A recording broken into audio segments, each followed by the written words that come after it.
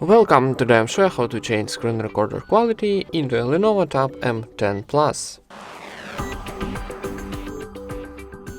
First of all, open your top navigation bar and find here screen record button.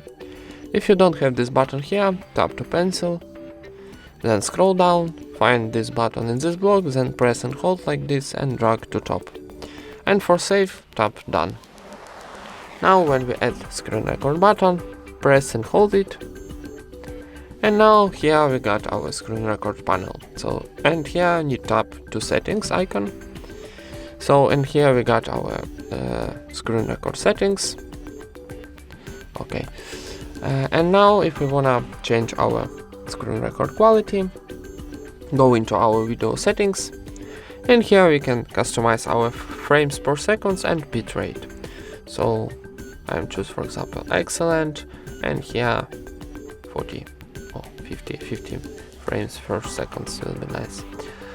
Okay, and now for save, tap save button, and now we can start our screen recording with our new settings.